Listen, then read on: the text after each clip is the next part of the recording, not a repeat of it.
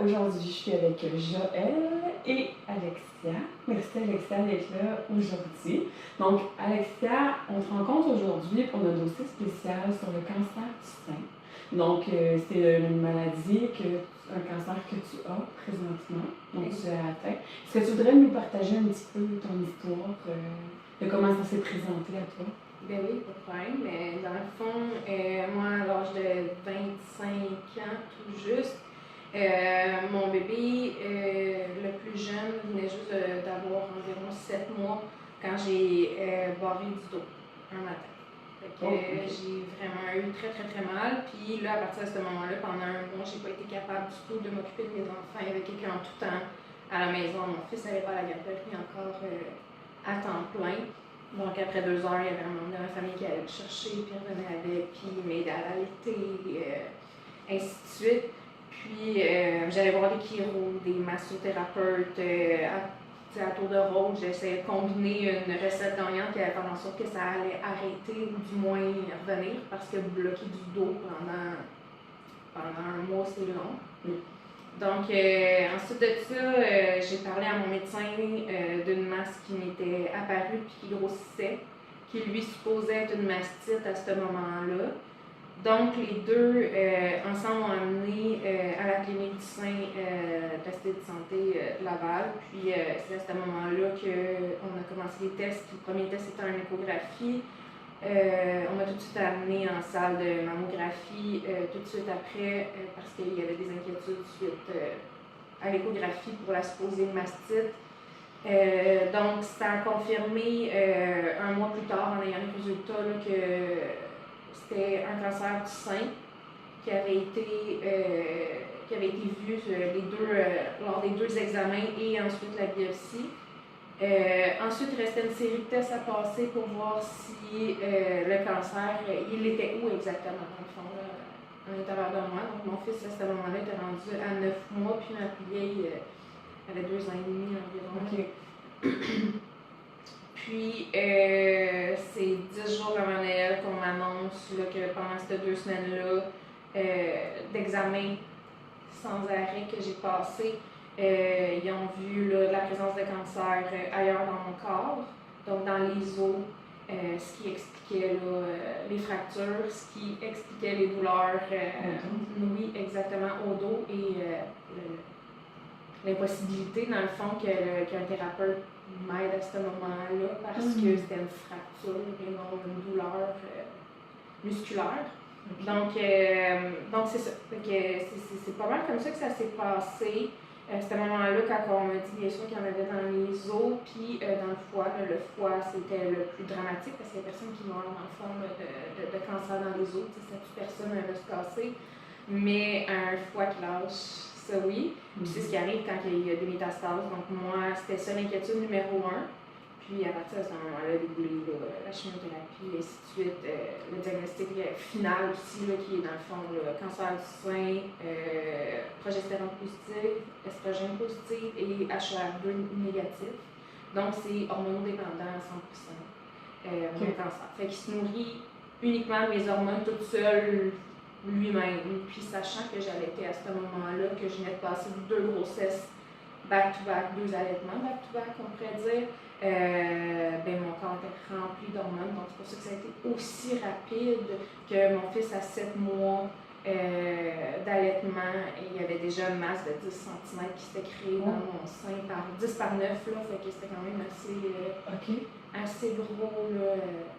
Qu'est-ce qui était apparent pour toi, là, cette grosse masse-là? Est-ce que tu la sentais aussi grosse que ça ou pas?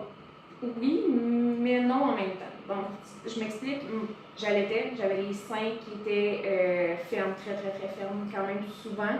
Fait que c'était sûr que je la sentais pas si grosse que ça, mais je sentais une bosse. Puis comme mon médecin avait dit, elle était uniforme, ce qui laissait pas penser que ça devait être un cancer. Quand c'est uniforme, fait que c'est rond, c'est une balle, admettons, ça c'est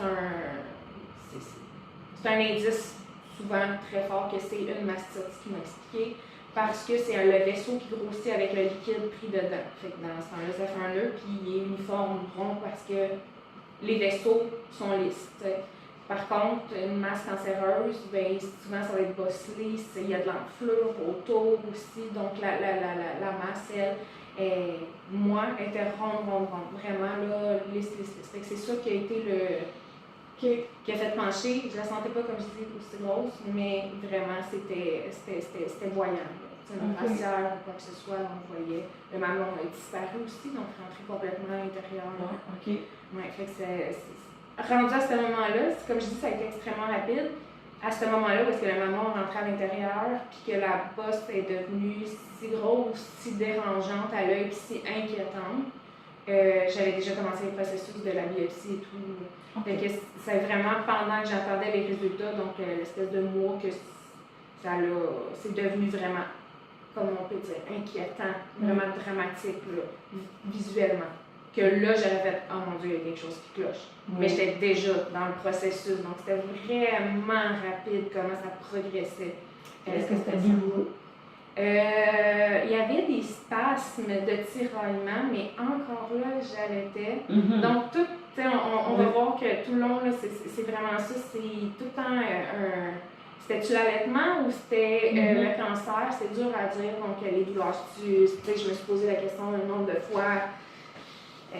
Écoute, c'est inimaginable, mais c'est à cause de la position, à cause de comment t'allaites. Ça doit être pour ça que j'ai mal et que j'ai barré. Ça fait 2 enfants que je tiens tout le temps comme ça. Je dors avec un bébé dans le bras, tout ça. Donc, c'était-tu vraiment ça? Je sais pas. J'aurais jamais pu le savoir d'avance, mais c'est tout le temps un balancier entre c'était-tu à cause de l'allaitement, la maternité, les jeunes enfants, le manque de sommeil, ça, ou c'était le cancer.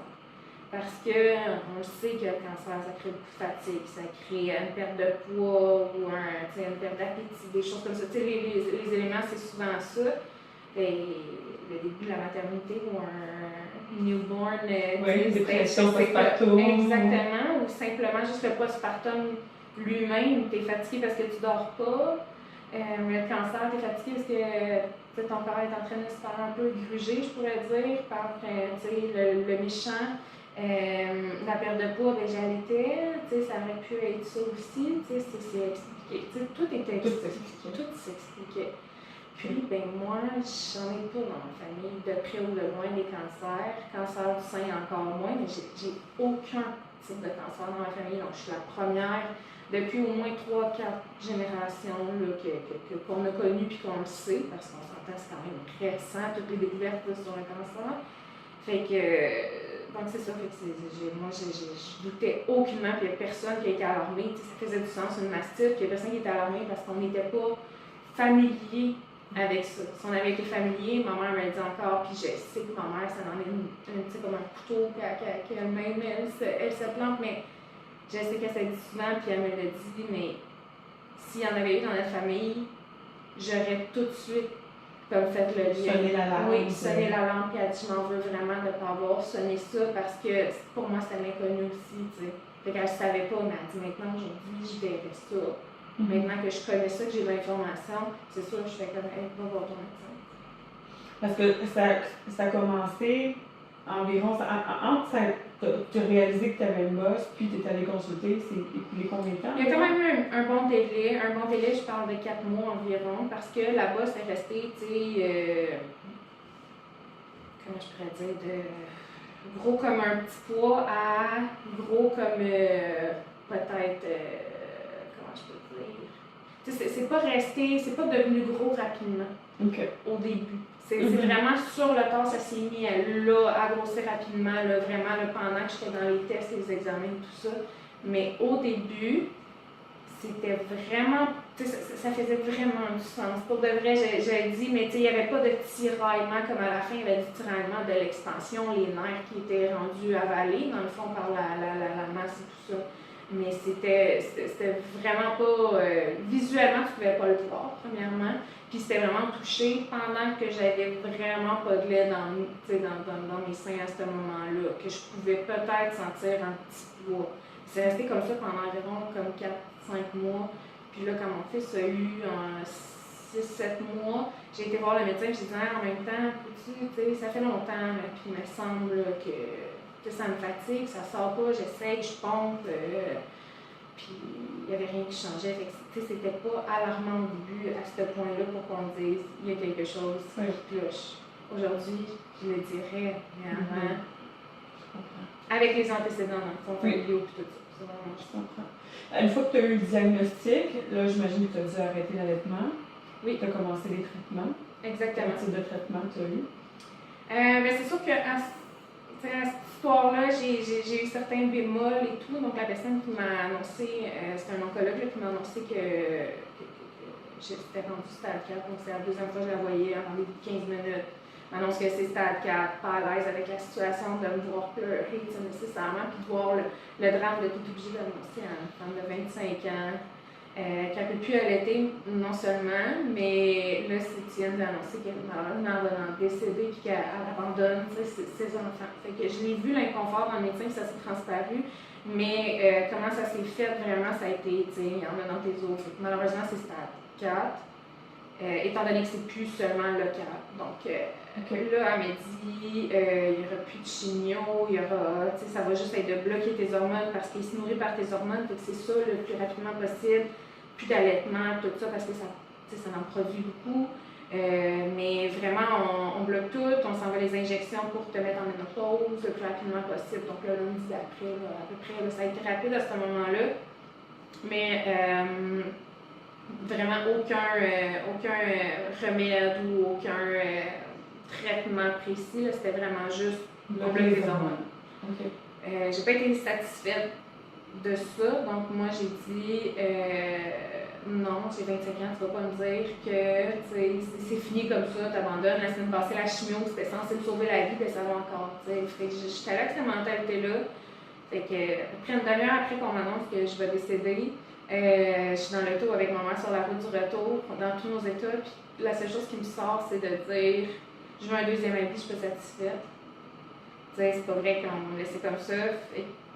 Aussitôt, j'ai eu un ange sur mon chemin qui m'a référé à mon oncologue actuel, Dr. Bianem Dupuisum, qui est une perle, des perles. Puis ce médecin-là, c'est un chercheur aussi et tout. Là, donc, il y a une autre approche que j'ai beaucoup plus aimée. Puis, il m'a donné les traitements qui sont réellement appropriés pour mon cancer. Donc, on a de la chimio, j'en ai eu l'oral au début. Donc, à partir du début janvier le 2024, donc à peine un mois là, après le diagnostic, donc un beau Noël. Entre ça qui s'est passé, le premier Noël de mon fils, premier Noël de famille à 4, on a fini ça, un peu avec les miracles de rencontrer ce médecin-là, parce qu'on avait perdu beaucoup de larmes là, pendant le mois précédent. Donc, c'est sûr qu'il a été... wow, comme la magie de me dire on va donner la chimio, c'est pas plus curatif, il n'y a pas plus de remède à ça, mais mon but c'est que tu sois ici le plus longtemps possible, dans les meilleures conditions possibles, avec la meilleure qualité de vie possible, et c'est ça qui fait aujourd'hui, qui m'offre aujourd'hui. On commence avec la chimiothérapie orale, l'hormonothérapie en tout temps pour me garder en ménopause. Mais comme je dis, la chimio, pas d'effet secondaire parce que c'était oral, c'était pas invasif, il y avait un petit peu de nausée, des choses comme ça. Ça a été comme ça pendant 9 mois. Ensuite, le deuxième traitement qui m'a duré 4 mois, lui, a fait la même chose, la chimio orale, ainsi de suite. Puis les deux, mon corps a développé de la résistance. Donc c'est ça, moi, qui va m'amener dans ce magnifique endroit, c'est vraiment ça, c'est que mon corps développe la résistance tout le temps au cancer, étant donné qu'il va trouver les moyens d'aller se nourrir tout le temps, partout, parce que il devient indépendamment capable de se nourrir peu importe où il est. Puis là, plus j'en ai partout, plus il est capable de se nourrir de tout. OK. Donc mon médecin me l'a apporté comme ça, c'est vraiment que là, il est dans ton foie, il est capable de se nourrir tout seul dans ton foie. Il est dans tes os, il est capable de se nourrir tout seul dans tes os. Donc, il faut bloquer ça le plus rapidement possible jusqu'à temps que le corps redéveloppe une résistance. Fait que là, j'ai déjà 2 traitements oraux qui se sont éliminés. J'ai eu mon premier traitement invasif, là, dans le fond, mon premier protocole avec chimio-invasive, qui est dans le fond intraveineux, avec, c'est sur le niveau, c'est la perte de cheveux, ce qu'on connaît plus, admettons, quand on entend parler de cancer, traitement de tout ça. De chimio. Exactement. Fait que là, j'étais plus le stéréotype, là, admettons, qu'on est habitué de voir vraiment. Puis ça, on en parlera si vous voulez, mais la différence des deux, de juste avoir perdu mes cheveux physiquement, mettons, d'avoir le look maintenant de quelqu'un qui est de malade, malheureusement, versus quand j'avais encore mes cheveux, mais que j'étais tout autant malade. Donc, c'est un beau sujet aussi. C'est drôle de voir la société, comment elle n'est pas adaptée encore à toute la nouvelle science. Puis, donc, c'est pas mal ça pour l'instant, là, mon parcours au niveau diagnostic, médication. OK. Fait que là, ce que je comprends, ce que j'entends, c'est que finalement, tout ce qu'on fait en ce moment pour toi, c'est essayer de maintenir ta qualité de vie jusqu'à ce que ton corps. Le plus longtemps possible, jusqu'à temps. Exactement. Jusqu'à temps que mon corps ait plus la force pour un nouveau traitement. Okay. Ou qu'il n'y ait plus de traitement disponible dans le fond, là, qu'on les a tous essayés. Qu'est-ce qu'on ressent, qu'est-ce qu'on vit quand on a ce genre de nouvelles-là? Si je sais que tu veux parler de la société, mais toi, en premier. Bien, c'est sûr que c'est beaucoup d'émotions. Je pensais pas que l'être humain était capable de prendre autant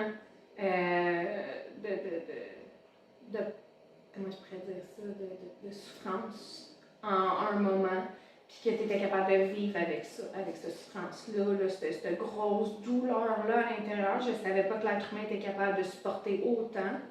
Moi, dans ma tête, je comprends pas comment on peut se réveiller à tous les jours, puis vouloir, être heureux, puis tout ça, sachant que tu as ce bagage-là, mais honnêtement, puis là, c'est du cas par cas, mais moi, je vois ça comme le plus beau cadeau empoisonné que la vie m'a apporté.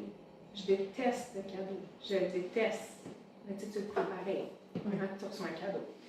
Fait que je le déteste incroyablement, mais c'est lui chaque jour qui me pousse à je veux créer le plus de souvenirs avec mes enfants, puis non, jamais ma carrière va passer avant eux parce que ma vie maintenant, c'est de créer le plus de souvenirs possible avec eux. Fait que ça m'apaise énormément. Je le vois vraiment d'une manière extrêmement positive.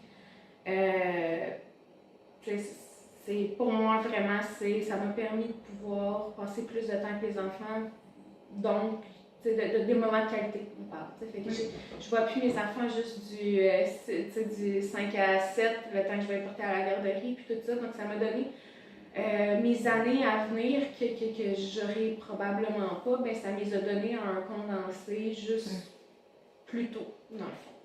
Fait que j'essaie de voir ça comme ça, mais sans se mentir, c'est le plus gros deuil de ma vie. C'est difficile d'en parler sans devenir émotif, mais c'est honnêtement la plus grosse souffrance que j'ai vécue de ma vie, de me dire on me laissera pas être auprès de la chose que j'aime le plus au monde, plus longtemps que le peu d'années que je vais avoir vécu avec eux dans le fond. Fait qu'ils sont extrêmement jeunes, 2-4 ans en ce moment, mais 2 ans et demi, 4 ans. Je suis extrêmement reconnaissante, puis aujourd'hui, je le dis donc, ils sont arrivés dans ma vie si tôt parce que la vie savait que j'allais avoir un défi à surmonter pour pouvoir rester auprès d'eux. Sinon, j'aurais pas eu de raison, je pense, pour faire ce que je fais aujourd'hui, donc pour me battre à tous les jours, puis faire supporter à mon corps tout ce qu'il supporte en ce moment. Donc, c'est un énorme deuil. Ça fait extrêmement mal, comme le jour 1, honnêtement, mais il y a une positivité qui s'est créée à travers ça, qui s'est créée qu'à un moment donné, il y a eu une switch on-off, je l'ai mis à on. J'ai pas de conseil à donner à personne, là. Ça s'est fait toute seule, un mode de survie vraiment, après avoir passé 4 mois dans un pilote automatique. Je remercie ma mère parce que c'était on va à tel rendez-vous, tout ça, elle était chez moi à telle heure. Limite, des fois, je pense qu'elle m'aidait à m'habiller, à me réveiller, à me préparer mon déjeuner, puis tout ça, parce que j'étais vraiment dans j'étais à off, j'existais pas. Puis tout de suite après, j'ai commencé à voyager. Sans cesse, je voulais créer des souvenirs. Fait que vraiment, du jour au lendemain, j'ai fait « Ah, non, tu sais, regarde, c'était ça. C'est pour ça que c'est arrivé. Regarde, tout était écrit pour toi, puis tu sais, sans être dans le spirituel du tout, là, parce que j'ai jamais été une personne comme ça, tu sais. Tout le monde ça bouscule nos croyances, puis notre façon de voir, nos Exactement, mais tu sais, moi, c'est sûr que je partais de. Tu sais, on vit dans une famille où est-ce qu'il n'y a pas de spiritualité. Autant malheureusement que heureusement, des fois, je me dis, tu sais, ça pourrait être bon, mais j'ai pas grandi là-dedans, fait que j'ai rien mis d'espoir là-dedans en étant née là-dedans, dans le sens où est-ce que c'était pas inné en moi de faire je vais mettre mes espoirs sur un être spirituel ou sur des pierres ou quoi que ce soit. Pour moi, ça a été automatiquement non, je vais vivre. Je vais vivre tout de suite, je vais en voyage. Avec mes enfants, on s'en va en camping, on achète une roulotte, on part, let's go. Là, on vit à fond. J'ai pas besoin d'attendre à ma retraite pour vivre, ou est-ce que je vais pleurer sur le fait que j'ai manqué d'autres étapes de vie de mes enfants puis j'ai pas créé assez de souvenirs, je pourrais jamais m'en vouloir de ça parce que là, c'est là-dessus que je pousse à fond. Fait que c'est vraiment, tu sais, on se mentira pas, il y a des journées où est-ce que je reste au lit puis je fais juste pleurer de me demander qu'est-ce que j'ai pu faire pour que ça arrive, ou j'aurais donc pu éviter ça, ou quoi que ce soit. Il y en a des journées comme ça, là, où est-ce que le deuil est plus douloureux que la volonté de voir le beau à travers tout ça. Je reste être humaine, puis je reste un être avec des émotions où est-ce que quand je vois mes enfants dire « ben c'est correct, maman est malade », tu sais, quand ils voient que ça fait 2-3 jours qu'on n'a même pas sorti de la chambre, puis que je reste dans le lit pendant qu'eux ils soupent, puis qu'on se voit là, à travers le corridor dans la maison, mais ça, c'est sûr que ça me crève le cœur. Qu'est-ce que tu t'es allé chercher comme outil? Sinon, au travers, est-ce que tu as consulté les professionnels qui sont venus t'apporter? Joël? Bien sûr. Il y a Joël qui est arrivé quand même tôt pour de vrai, grâce à quelqu'un que j'ai rencontré au travers là, du cancer. Parce que justement, j'avais des douleurs depuis le début, puis là, j'avais développé une peur d'aller voir des professionnels parce que dans le fond, quand que je devenais un peu soulagée, je partais pleine d'espoir chez le chiro, chez le massothérapeute, de me dire ce traitement-là, de il va tout régler, tu sais. Le fameux je vais mieux, ça va juste, je vais continuer les traitements. Mais dans le fond, à chaque fois, ça refracturait. Puis ça refracturait parce que dans le fond, j'allais pas voir quelqu'un de spécialisé. J'allais pas voir quelqu'un avec un diagnostic. Tu sais, je sais que si je vais voir Joël, ses techniques, tout ça qu'il utilise, même si j'ai pas de diagnostic, je pense pas qu'il va fracturer quoi que ce soit. Tu sais, parce qu'il y a des connaissances, tu sais. Là-dedans, puis j'enlève rien à tous les massothérapeutes, que c'est arrivé, tu sais, avec qui c'est arrivé, que j'allais consulter, puis t'as des fractures, tu peux pas le savoir, puis c'est pas ce type de patient-là que tu reçois. Je peux pas leur en vouloir, mais Joël a été clairement une perle dans mon parcours, là, parce que j'avais besoin d'être soulagée, vraiment beaucoup. Il y a eu lui, qui a été pas mal dans ma liste. Physiquement, j'ai pu redevenir une maman. Fait que dans ma liste, il était très haut. Puis, il y a toute l'équipe qui est tough quand tu reçois un diagnostic tel. Il y a une équipe au complet qui se construit autour de toi. Mais c'est tout en lien avec tes organes. Ça va être plus à ce niveau-là. Fait que tu as une équipe qui s'occupe là, autant de ton cerveau, tes neurones. Fait que dans le fond, tu as un psychologue. Tout ça. Tu as un travailleur social spécialisé en cancer. Puis une chance que tu l'as parce que pour le vrai, tu deviens zinzin assez rapidement après un diagnostic. Vraiment, quand je dis que j'étais fermée dans une bulle, puis qu'il fallait quasiment que je réapprenne à vivre en travaillant plus, en étant à la maison tout le temps, en ayant besoin de quelqu'un, d'assistance, des nouveaux médicaments tout le temps, des nouveaux noms, à prendre tout ça. Donc, mentalement, tu as vraiment besoin d'un psychologue et d'un travailleur social qui vient t'aider aussi, le CLSC pour l'aide ménagère. Donc, il y a plusieurs trucs comme ça qui arrivent vers toi. Puis, ben, c'est sûr que tu as une infirmière pivot à qui tu peux appeler à tout moment, puis elle va prendre les informations, tu te sens rassuré, puis il va te revenir avec des nouvelles de l'oncologue lui-même. Donc, vraiment, tu as une équipe au complet là-bas, mais physiquement, on n'est pas rendu là encore. OK. Physiquement, il n'y a pas de thérapeute de faire pour que ce soit de la réadaptation physique ou quoi que ce soit, sauf s'il y a eu une opération ou il y a eu des choses comme ça, ça va être à faire, mais sinon, il n'y a pas ça. Fait que moi, je suis arrivée là-bas, chimio, tout ça, c'est le fun, mais j'ai tout autant mal. C'est long avant que ça reconstruit, puis tout ça. Est-ce que c'est tes traitements qui te donnent les nausées ou c'est ton cancer? OK. Ouais, non, c'est le traitement. Ben, en fait, ouais, en ce moment, je suis en récidive, fait que c'est là j'ai les deux. J'ai le traitement qui me scrape le corps, puis j'ai le cancer qui est en train de revenir, qui est lui aussi est en train de prendre de la place. Fait qu'il y a deux sources de. Exact. De mal-être. Exact, ouais. Ah, parce qu'il y en a plusieurs sources. Quel autre genre de symptômes que tu as? En ce moment, mais là, c'est sûr, c'est pas le fun, mais c'est diarrhée très, très intense. Puis les vomissements, les nausées, les maux de tête, la peau qui sèche, des choses comme ça. Mais honnêtement, c'est pas la fatigue. C'est pas. Ouais. On s'en sort. Honnêtement, vraiment. C'est pas si pire que je m'attendais. Non? Non. Puis tout le monde me dit que celui que j'ai en ce moment est particulièrement difficile. Ton traitement, c'est ça? Ton traitement? Le traitement. OK. Fait que, c'est ça. À voir. Pour en revenir à la massothérapie, dans le fond, est-ce que, dans le fond, tu as dit tantôt que c'est quelqu'un qui t'avait conseillé d'aller en massothérapie. Tu disais que tu n'étais pas super enchantée et à la base. Est-ce que le fait qu'il était spécialisé en onco a été un plus d'aller vers lui? Ben oui. Ça, c'est sûr. Premièrement, je savais même pas que ça existait. OK. Quelqu'un spécialisé. Sinon, je pense que j'y aurais été jour 1, directement. Mais dans le fond, un jour, là, encore, je suis vraiment chanceuse, j'ai des bons anges, ou, nommez-les, dites-le comme vous voulez, mais j'ai décidé d'aller à un brunch de madame comme moi, de dames comme moi, qui ont le même diagnostic que moi de tous les âges. Puis je dis, tu sais, j'ai tellement mal au corps, puis tout ça, tu sais, je sais pas si c'est que les réparations se sont pas faites ou que juste encore là, j'ai des mauvaises positions parce que, tu sais, mes enfants ont continué d'exister après ça, là. Donc c'est ça, fait que elle me dit, ben moi, je vais voir Joël, elle dit, c'est dans mon coin en plus.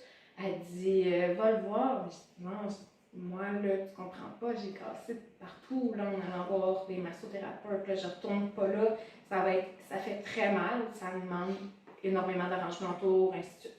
Donc, elle dit non, elle dit spécialisée en cancer, en cancérologie, en oncologie, tout ça, donc elle dit il y a les connaissances, tu sais, son approche est adaptée et tout. Fait que, j'ai pris rendez-vous, puis à partir de ce moment-là, je suis allée à peu près à toutes les 2 semaines au début pendant une couple de mois. Parce que je ne pouvais plus m'en passer d'avoir un sentiment de soulagement corporel. Fait que la première fois que je suis sortie, je me rappelle, en plus, il y a un document à remplir avant la première consultation. Ça demandait quel type d'approche, la type de tension, pas de tension, de pression, ainsi de suite. Mais c'était plus spécifique là, dans son document, dans son formulaire. Puis je me rappelle, j'avais répondu, je voulais pas tout de suite dire j'aime ça avoir de la bonne pression. Parce que là, je me suis dit, j'ai bien trop peur. T'sais, les autres fois, j'étais rendue à leur dire, je veux que ce soit doux, léger, tout ça, parce que j'avais trop peur. 2e rendez-vous. J'ai écrit dans le formulaire, bonne pression, que je voulais une bonne pression, parce qu'au premier rendez-vous, j'ai remarqué que, OK, mais de manière normale, sans avoir une pression forte ou quoi que ce soit, d'un confort que j'avais avant, il n'y a rien arrivé. Puis je me sens beaucoup mieux. J'avais dit c'était le meilleur massage de ma vie. Puis il m'avait dit, ben là, quand tu vas revenir me voir, il dit la pression est haute là, pour moi parce que première fois, vraiment, miracle, plus rien du tout comme inconfort après. Fait que pour moi, ça a été la rencontre magique. Là. Ça a vraiment été avec Joël. Physiquement, il m'a enlevé tous les inconforts que mon cancer, lui, m'apportait. J'entends déjà des massos crier « Ouais, ça se peut pas qu'on casse des os. » Comment t'expliquerais ça, Joël? Ben, ça dépend tout le temps du diagnostic qu'on a, autant du type de cancer duquel on est atteint, puis dépendant à quel stade aussi que le corps réagit différemment. Mais juste avec la maladie, même avant les traitements, le corps est déjà fragilisé. Puis on s'entend qu'il y a des os qui sont déjà pas gros dans le corps, qui ne demandent pas énormément de pression nécessairement. Puis bon, en massothérapie, une question d'école de pensée aussi, mais de mon point de vue, c'est comme la pression est plus ou moins nécessaire, peu importe quel type de massage on reçoit selon la technique et tout ça. C'est pas la pression qui est importante, c'est où on met nos mains, puis qu'est-ce qu'on fait comme manœuvre. Puis, je suis encore ému ça me fait quand même un certain temps qu'on se connaît, mais de réentendre l'histoire, c'est quelque chose.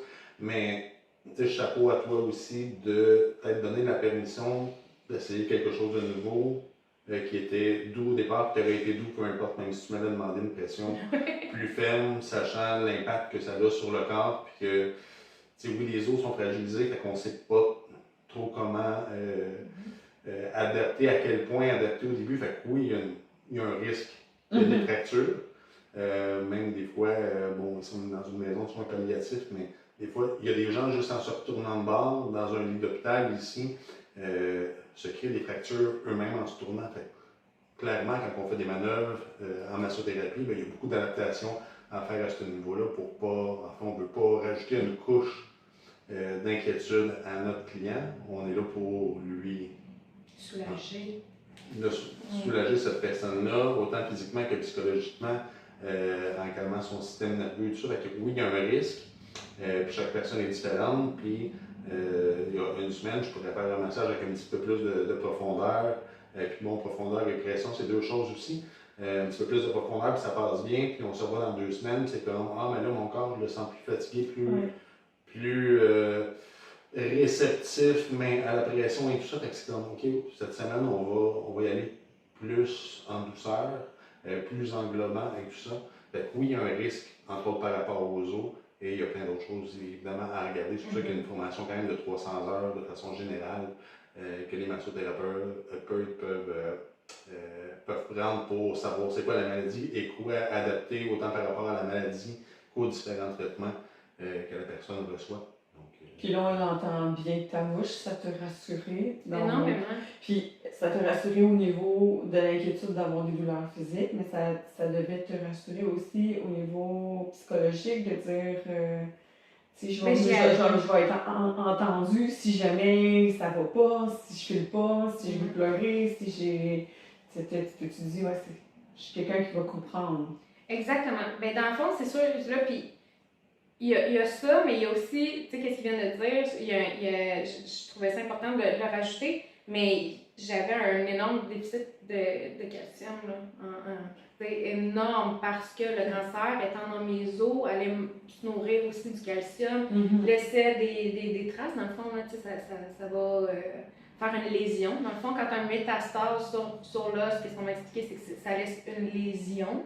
Puis, ben, le déficit en calcium aussi, parce que justement, le cancer en prend, ben, ça rend tes os extrêmement fragiles et cassables, comme de la porcelaine, parce que dans le fond, c'est ça, il est super fragile, puis il y a une lésion en plein milieu, là, donc possibilité là, en tout temps de casser. Donc, ça, c'est quelque chose qu'il faut régler aussi rapidement quand on a un cancer. Souvent, ça vient automatiquement avec du calcium d'emblée, parce que justement, ils savent qu'il va y avoir un déficit qui va se créer aussi, souvent il est déjà créé.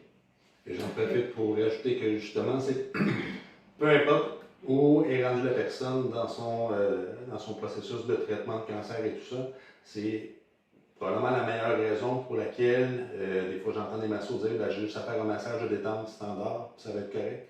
C'est comme non. Même dans un massage de détente standard, le drainage, ne serait-ce que cette manœuvre-là qui est plus profonde, est déjà problématique pour la personne qui est atteinte de cancer.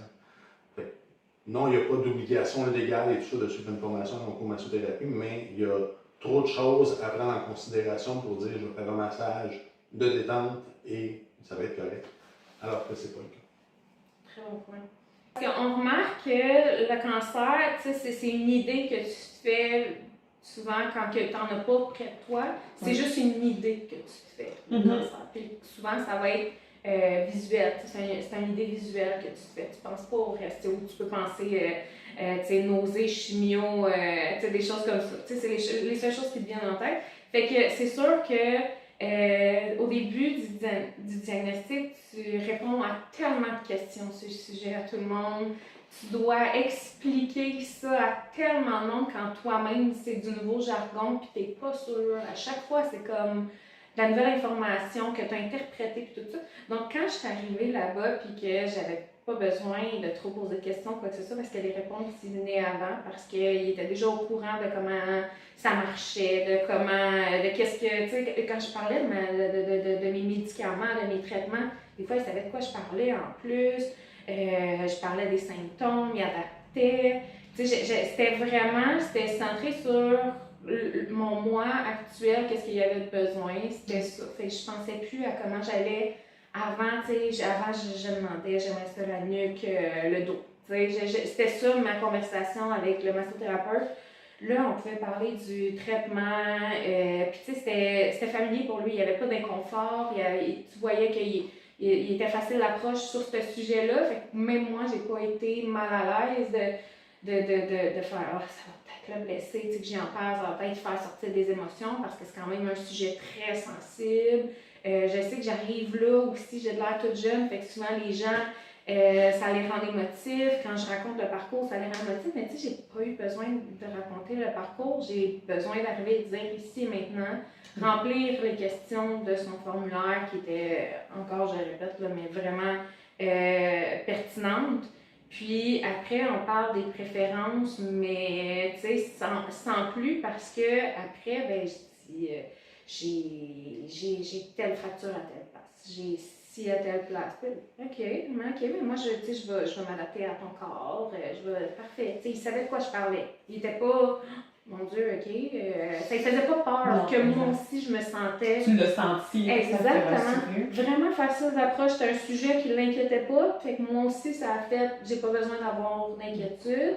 Il avait l'air au courant beaucoup plus que moi j'étais une nouvelle dans ce domaine-là, d'oncologie, de cancer, nommé la maladie. Donc, ça a été extrêmement rassurant. Puis, ben, c'est sûr que je me suis sentie bien écoutée aussi. C'était pas juste le dos, la nuque, comme je répète. C'était vraiment, il écoutait mon corps à moi, qu'est-ce qu'il y avait comme problématique en ce moment avec les antécédents, les médicaments que je prends, tout ça. Puis, merci, bonsoir, moi, je sais quoi faire avec ça, j'ai suivi les formations, j'ai de l'information, tout ça, je m'occupe de ça, t'as pas besoin de stresser. C'était ça que je ressentais en rentrant dans son bureau.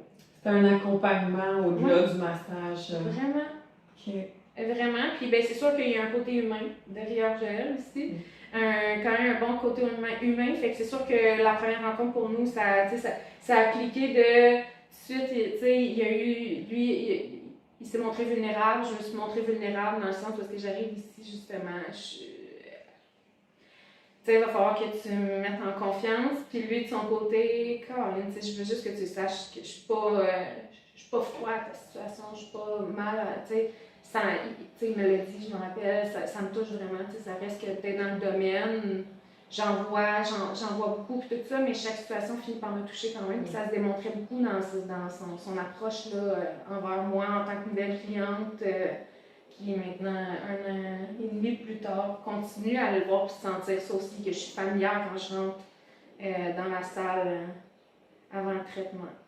Quand tu as reçu ton diagnostic, tu as dit qu'il y avait une équipe qui était là pour toi. Mm-hmm. Est-ce que, on entend parler beaucoup de l'association de cancer du sein, tout ça, pour les enfants, le camp. Est-ce qu'il y a eu aussi du soutien de la part de l'association? Est-ce qu'il y a des ressources autres que ce qui est offert à l'hôpital directement?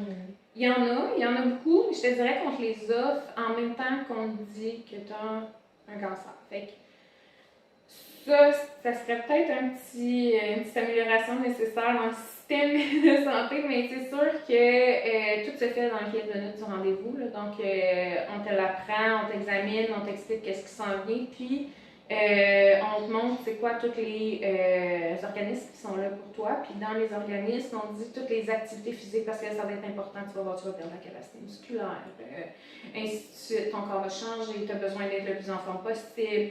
Ensuite, les perruques. Fait il y a beaucoup de ça pour le soutien social, des groupes de discussion, des choses comme ça. Famille, amis pour les enfants. Il y en a énormément. Par contre, c'est plein partout. C'est plein partout. Puis, souvent, ils vont prioriser, dans le fond, le patient lui-même. Fait que c'est sûr que c'est ça. Moi, j'avais besoin de quelque chose de, tu sais, que je peux référer à ma mère autant. Tu sais, chez nous, admettons, c'est comme ça. On a un spécialiste, on va le voir. On fait pas confiance à n'importe qui, pas dans le sens où est-ce que je te fais pas confiance parce que j'ai jamais été le voir, mais dans le sens où est-ce que je me suis déjà retrouvée dans une situation où est-ce que j'ai été extrêmement douleur, puis maintenant que je sais que je suis dans un confort, là, je ne veux pas sortir de mon confort. En fait, c'est plus à ce niveau-là et non un manque de confiance. Là. Mais. Un petit côté loyal. Oui, c'est ça. Ben, un petit côté loyal, puis vraiment, tu sais, pourquoi. Quand il a comblé tous les besoins que j'avais à ce moment-là, pourquoi j'aurais besoin, tu sais, de là, on dirait qu'on parle d'une relation. Donc, c'est quand même une relation privilégiée. C'est ça, c'est une relation privilégiée maintenant parce que justement son approche est. Donc, c'est ce que tu aurais souhaité de la part des associations, des organismes, d'avoir ce même côté-là familial plus que tes enfants, ta mère, quand même bénéficier à travers. Exactement, que dans le fond, tu te sens automatiquement en confiance, puis pas que ça fasse que. Tu sais, parce qu'on le sent qu'il y a un stress dans tous les organismes, dans tous les services en ce moment, il y a un manque de professionnels versus la quantité de patients. Donc, c'est sûr que peu importe ce qu'on appelle, c'est plein, on se fait mettre sur la liste d'attente, ils priorisent les personnes âgées parce que dans le fond, souvent c'est plus la clientèle cible, ce qui n'est plus vraiment. Up-to-date, dans le fond, c'est plus à jour nécessairement comme information. On est encore dans une vieille philosophie. Oui, bien d'ailleurs, tu m'en as glissé un mot plus tôt aujourd'hui. Tu disais que le nombre de cancers. En termes de groupe d'âge, ben c'est ça. Avant, autant que même dans la massothérapie standard, on pouvait faire comme ben les vieux sont tout cassés puis les jeunes sont en forme. Oui, oui. Je pense que tu peux bonifier ça. Mais on a des fois des adolescents qui font peu importe soccer, football, hockey, c'est comme sont pétés de partout en bon québécois. Puis j'ai mon père qui a 95 ans en fin de semaine qui prend du Synthroid pour sa glande thyroïde au cas où. C'est un petit peu le même constat. C'est que oui, plus on est vieux, plus on est susceptible d'avoir des conditions de santé X, le cancer en fait partie. Mais dans les dernières années, ils se rendent compte que le groupe d'âge qui devient plus prominent en termes de nombre de diagnostics, c'est les AGA, les adolescents et jeunes adultes. C'est un 15-30 ans et ça arrive dans une période charnière de la vie et tu fais partie de ça où ton identité en tant que personne, autant avec toi-même, avec la famille, s'il y a conjoint, on est en train de monter notre vie amoureuse ensemble, s'il y a des enfants, s'il y a la maison, la carrière, tout ça embarque en même temps, c'est énormément de gestion. Juste de gérer, il faudrait que j'enlève ce mot-là de mon vocabulaire, mais la gestion de la maladie est déjà quelque chose. D'avoir à gérer la famille, le travail et tout ça, à travers tout ça, et d'avoir des employeurs qui sont conciliants et qui, on a beau être humain aussi à un moment donné, mais il faut que leur business roule. Fait que c'est pas facile de gérer tout ça et d'avoir des gens compréhensifs à travers tout ça. Et c'est ça, le 15-30 ans est vraiment problématique aussi parce que il y a des instituts qui vont aller adresser les besoins des enfants adolescents parce qu'ils sont plus dans le pédiatrique et il va y avoir les autres qui gèrent tout ce qui est adulte. Puis la gestion n'est pas la même. Je veux dire, tu n'échanges pas avec un adolescent de 17 ans comme tu échanges avec un jeune adulte de 28 et tout ça. Dans les ressources, c'est très différent. Et je pense que c'est aussi une des grosses différences quand On parle de, exemple, les enfants avec le camp qui sont pris en charge par le camp qui disent, donc ils font une certaine évaluation, qui disent, ah ben selon ce qu'on dénote avec le psychologue ou quoi que ce soit, c'est comme il y a telle ressource qui pourrait t'aider, on peut t'envoyer là si tu veux. C'est un travail phénoménal que le camp fait, alors qu'au niveau adulte, oui, il y a une panoplie de ressources, mais c'est à toi d'aller les chercher. Et quand tu es malade, tu n'as pas nécessairement l'énergie, tu n'as pas le goût de chercher. En fait, c'est comme, venez à moi, chose qui n'arrivera jamais. C'est vraiment fastidieux pour le client à travers cet épisode-là. Je suis très d'accord, puis mon point serait tout là dans le camp. Sont là, c'est établi, sont là dans ta vie du jour 1, puis ils te lâcheront pas. Tu n'as pas besoin justement d'aller cogner aux portes. Tu n'as pas besoin d'aller cogner aux portes puis faire tu sais, j'ai besoin d'aide. Ah, écoute, pour toi, tu sais, tu n'as pas cette énergie-là de commencer à faire des appels partout et tout. Tandis que, tu sais, pour adultes, c'est vraiment ça, c'est que tu vas prendre des notes, tu fais des appels, essaye hard, tu te fais virer de bord. Tu sais, il y a beaucoup de ça, puis c'est extrêmement difficile parce que, dans le fond, l'aide qu'on a besoin, c'est pas juste moi qui en ai besoin, c'est parce que c'est mes 2 enfants qui viennent de perdre tu sais, le parent, tu sais, ma disponibilité est plus là pour eux autant qu'avant, physiquement, puis tout ça. Fait que là, je fais quoi, mettons? Mais il y en a, tu sais, il faut que j'aille chercher, puis chercher pour pouvoir trouver un organisme de service, ainsi de suite. Fait que c'est du travail que ça nous demande à nous en tant que patients, puis qu'on n'a pas. On n'a pas ça, puis surtout au début, il y a de la paperasse de tout bord, tout côté à remplir, pour que ce soit pour l'arrêt de travail, que ce soit pour les assurances, que ce soit pour les compagnies pharmaceutiques, que ce soit n'importe quoi. Tu sais, tu as tellement de choses à gérer qu'en plus, là, tu me donnes plein de feuilles, tu n'es pas disponible mentalement pour ça. J'aurais eu besoin d'un organisme type le camp, clairement, puis je pense que je ne suis pas la seule, mais on dirait que ça évolue beaucoup dans le juvénile parce que c'est là qu'on misait pas avant, puis que là, on voit qu'on peut miser, dans le sens qu'il y en a du patient, beaucoup. Puis aujourd'hui, il y a de plus en plus de prévention, de plus en plus de diagnostic précoce, puis tout ça. Fait que oui, il y en a plus de cas aussi, beaucoup. Fait que c'est le fun, on mise beaucoup sur le nouveau, mettons, de juvénile, mais le côté adulte, lui, on dirait que niveau organisme, on est resté au même endroit, que ça s'adresse encore aux personnes âgées. Donc, ça ne s'est pas modernisé assez. On parle encore beaucoup, on mise énormément en fait sur les maisons palliatives. Comme ici, les services de maisons palliatives qui offrent souvent aux patients. Puis les services de pédiatrie. C'est pas mal les 2 services qu'on t'offre, puis que c'est facile, il y a une panoplie, ils te donnent des listes de numéros, jour 1, voici, tu peux toutes les avoir. Mais pour le reste, c'est vraiment, va cogner au pas. Essaye de voir si ça existe. C'est quoi ton besoin? Es-tu capable d'identifier ton besoin toi-même en ce moment? Moi, j'y arrivais pas à identifier mon besoin, c'était quoi réellement. Puis quand je l'ai trouvé, mais c'était de savoir, ça existe-tu, ça, comme type de service? Oui, c'est vraiment quelque chose? Puis finalement, oui, mais il faut que tu cherches, il faut que tu te poses des questions. C'est récent que j'ai réussi à avoir l'aide du CLSC pour l'aide ménagère, mais ça faisait 1 an et demi qu'on cognait à des portes, là, puis à chaque fois on se faisait dire on n'a pas de bénévoles, on n'a pas d'employés, on est désolé, on priorise seulement le patient. On a passé 1 an à se faire de ça. Mon conjoint vient juste d'avoir un psychologue, là, ça fait 1 mois. On attend après tous les services, ils sont loadés de partout, puis je les comprends, mais ça fait en sorte que tu es seul assez rapidement. Oui. Puis, c'est sûr que quand on voit Joël, il y a une facilité d'approche, admettons, tout ça, puis il y a une connaissance là-dedans, mais j'étais plus propice à aller poser mes questions à lui, puis à mon oncologue, que je me sens en sécurité, admettons. C'est les 2 personnes, je vais aller leur poser des questions. Il est une ressource, puis il y a des ressources, il est dans le domaine, fait que je fais confiance de me donner les bonnes ressources. Tellement de ressources, justement. Quand on travaille comme oncomassothérapeute, on n'est pas obligé de ne faire que ça. C'est pas autant que. Moi, c'est une grande ligne directrice, mais j'ai des clients standards aussi à travers tout ça. On peut travailler dans n'importe quel contexte de travail, que ce soit, si on veut travailler à l'hôpital, il y a moyen de travailler à l'hôpital. Si on veut travailler dans des maisons de soins palliatifs, on peut le faire. Si on veut travailler juste en clinique, on peut le faire aussi. Je veux dire, rien qui nous empêche. Et qu'est-ce que moi j'aime du contexte oncologique, c'est que justement la multidisciplinarité est là.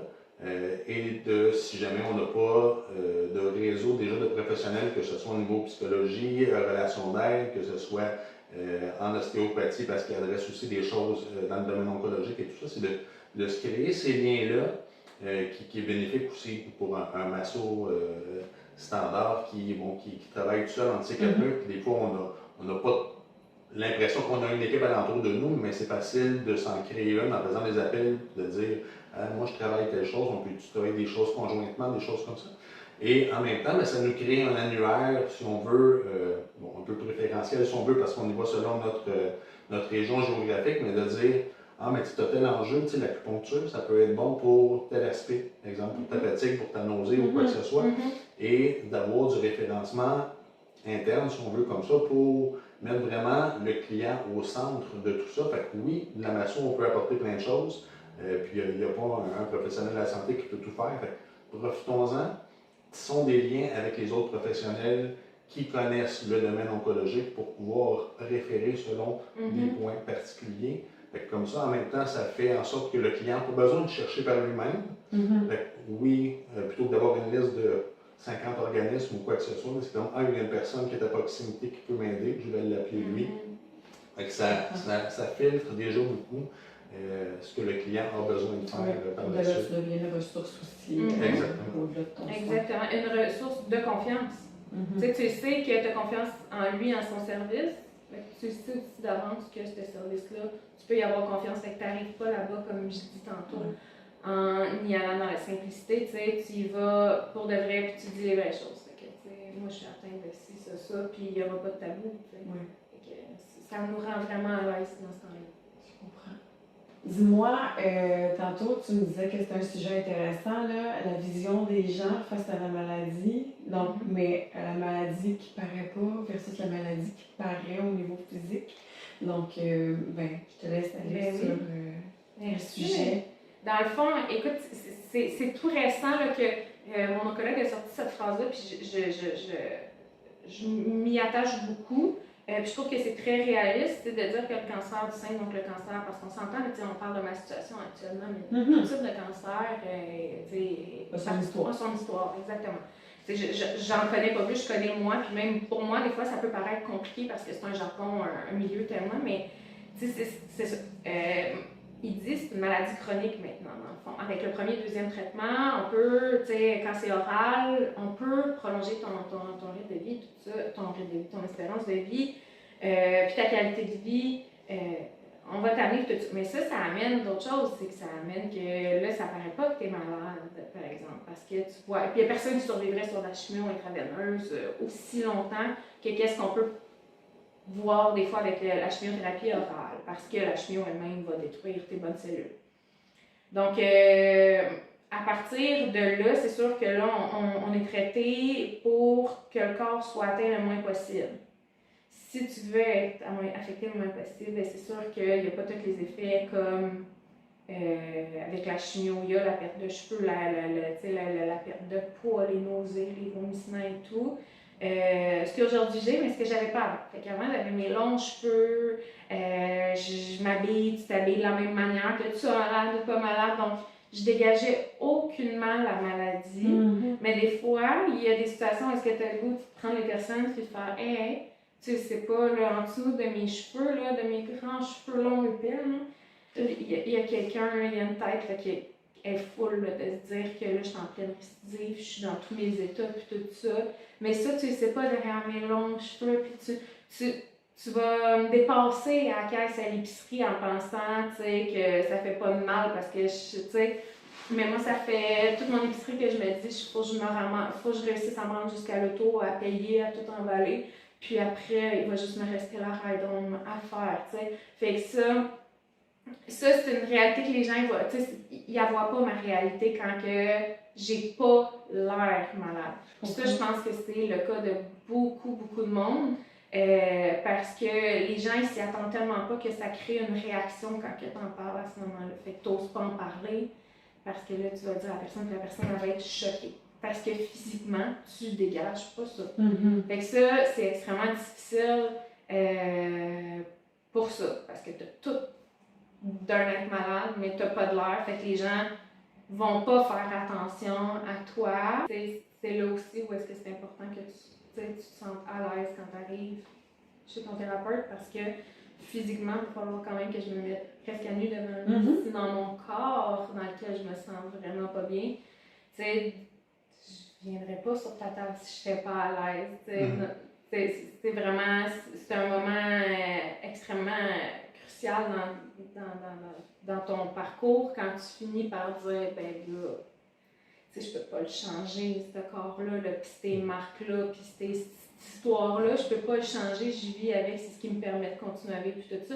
Mais, tu sais, ça, c'est à travers les thérapeutes, justement, que tu vas retrouver cette manière de penser-là, mais c'est là aussi, c'est ça, comme je dis, que pour commencer, c'est bien important que tu sois à l'aise quand tu arrives chez ton thérapeute, qui te mette à l'aise, parce que sinon, te mettre à nu quand il y a autant de changements qui se passent sur ton corps, c'est difficile.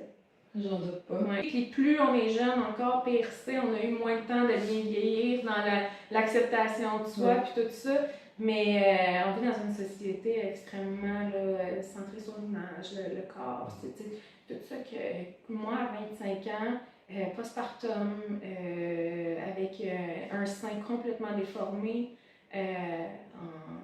j'avais pas envie que le monde, tu sais, j'avais clairement pas envie que quelqu'un me voie, tu sais, mon propre conjoint à ce moment-là, ça pouvait être difficile parce que j'étais pas du tout en acceptation, tu sais, je trouvais ça dégueu à ce moment-là, j'étais comme, mon corps est dégueulasse aujourd'hui, j'en suis pas là, mais clairement que si j'étais arrivée à ce moment-là avec cette mentalité-là, chez quelqu'un, chez un spécialiste qui me met pas à l'aise, ça n'aurait pas marché. Pas du tout, parce que ma fermeture d'esprit au niveau de mon estime de moi là, était trop grande. Mon corps dégageait trop de maladies. Moi-même, mon estime de moi était beaucoup trop basse pour que je fasse « Ok, je passe par-dessus », même si c'est juste une heure. C'est juste une heure. C'est long, une heure quand t'es pas bien. Oui, exact.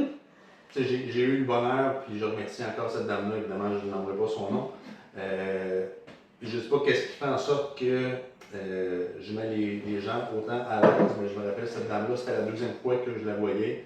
Elle a eu une double mastectomie et elle ose me demander, j'ai une demande spéciale à te faire, puis c'est comme, OK, on ne sait pas trop à quoi s'attendre. Elle dit, mon médecin m'a dit que ça serait du bien de masser mes cicatrices. Elle dit, si tu es à l'aise de masser mon torse, on s'entend, je suis un homme, c'est une femme, c'est au niveau du torse. Et elle m'a dit, moi, j'aimerais ça. Puis j'étais à l'aise tout avec une nouvelle expérience. On se fait pas demander ça de façon générale. Là, c'est comme, j'aurais eu probablement, j'ose espérer, jamais la chance de revivre ça. Si ça se représente, je suis quand même à l'aise, mais c'est pas... On se fait pas ouvrir, non, c'est ça. Mais qu'elle soit assez à l'aise déjà avec son corps et qu'elle soit assez à l'aise de le demander à son thérapeute et de le demander à un thérapeute qui est homme. C'est comme, c'était un moment fabuleux. Et j'ai commencé à masser son torse, puis j'ai vu des larmes qui ont coulé, ça a pris 5 secondes. Là, je suis venu comme pour enlever un peu de pression, puis elle a dit non, continue. Je voyais qu'on exorcisait un vécu de traumatisme impossible. Après ça, c'est un lien qui est indescriptible avec cette personne-là, comme quoi le lien est fort et puissant. Et c'est vraiment une expérience autant pour le client que le thérapeute à ce moment-là. De connecter avec des gens de façon... On a des liens avec nos clients standards en massothérapie, mais on est dans un autre monde complètement en oncologie. Est-ce que, par curiosité, tu avais fait signer un petit papier, tu sais, ou quelque chose de plus sur le questionnaire santé, comme quoi t'autorisais à ce massage-là, ou ça a été très spontané à ce niveau-là, puis du fait que ça venait d'elle, puis qu'il y a eu validation pendant le massage aussi, de dire, justement, tu vas peut-être arrêter, non, continue, puis c'est comme... il y avait comme zéro zone grise à ce niveau-là, puis bon, c'est une seule fois. Mais c'est tout le temps de valider en fait l'aisance de la personne, puis elle peut être à l'aise des fois au début, puis après ça, c'est comme finalement, le ressenti que j'ai pendant le massage, je sais pas ce à quoi je m'attendais, on peut-tu arrêter? C'est comme de respecter ça aussi. Oui, ça peut être une bonne chose parce que ça reste une zone grise. Puis dans le domaine où on est, Oui. où on rentre vraiment dans la bulle de l'autre personne, surtout quand, malgré qu'on est en 2025, quand c'est les sexes opposés, d'avoir justement ce questionnement-là, est-ce qu'il est supposé masser à cet endroit-là? Comme il y en a juste le torse, il y en a qui se sont jamais fait masser là, pourtant on a des problèmes au niveau des omoplates. C'est Le comme ventre. ouais. Très peu de monde sur masser le ventre. Exact. Tu sais, d'éduquer pour de un, si on va masser une région qui est peut-être moins habituelle pour la personne, de dire là, j'irai masser tel endroit, si tu me permets, puis la raison pour laquelle on irait masser là, c'est pour telle raison. Quand la personne comprend et qu'elle sait d'avance, c'est beaucoup moins confrontant aussi. Puis si jamais c'est ça, la personne change d'avis en cours de route, c'est de respecter ça aussi, évidemment, pour garder le lien thérapeutique avec notre client. Comment ça a été reçu dans l'équipe médicale? Tu en as parlé, j'imagine, avec ton médecin que tu es en massothérapie? Oui, puis pour lui, ça semblait normal. Dans le sens, c'était pas une surprise, lui, comme « Ah, je connais pas ça du tout ». J'ai entendu dire qu'il y en a des oncologues qui ne savaient pas que ça existait comme service. Donc, tu sais, ça, puis moi, j'ai toujours pensé que le système de santé était fait d'une manière, puis que c'était la même ligne qui était suivie pour chaque chose partout, mais ça semble pas être comme ça. Fait que moi, je comprends pas que d'un hôpital à l'autre, on ne savait pas qu'il y a un traitement, qu'il y a un service, qu'il y a une ressource de possible pour toutes ces choses-là. Et même Moi, dans le c'est même hôpital. Dans le même, ouais. Oui, selon le médecin ou la Ouais. personne à qui on parle. Je comprends. Merci. Merci à vous. Ben non, merci à toi. Vraiment, de nous avoir ouvert ton intimité comme ça. Ben nous, moi, parce que Joël le connaît, mais nous, le massopreneur, mais c'est précieux ce que tu nous permets aujourd'hui de transmettre comme information, puis de faire comme éducation, puis pour vrai, avec la journée d'aujourd'hui, je m'engage à parler de la masso en cours, même si je ne le suis pas. C'est une ressource incroyable. C'est pas assez connu. C'est vraiment pas assez connu. Moi, c'est peut-être le positif qui m'a fait switcher. Je sais pas, on connaît pas, admettons, le pourquoi du comment, des fois réactionnels. Mais je pense que c'est ce qui m'a aidé à voir ça de manière plus positive. J'étais capable d'être soulagée, enfin. Mais on sait comment c'est pas le fun de vivre avec une douleur physique au quotidien, même quand on est en santé. Fait que j'imagine pas quand on a déjà la batterie à terre. Exactement. Plus, donc ça avait une grosse couche. Mais c'est que maintenant, en fait, j'ai plus à y penser à chaque seconde de ma journée. Puis ça, c'est une délivrance incroyable parce qu'avant, au fond, j'avais tout le temps la douleur pour me rappeler que j'avais cette maladie-là, tout ça. Là, j'arrive à vivre sans y penser tout le temps. C'est merveilleux. Tout ça, on dit, c'est un massothérapeute, c'est pas un simple massothérapeute. Ça apporte des choses sur tous les aspects. Vraiment. Merci.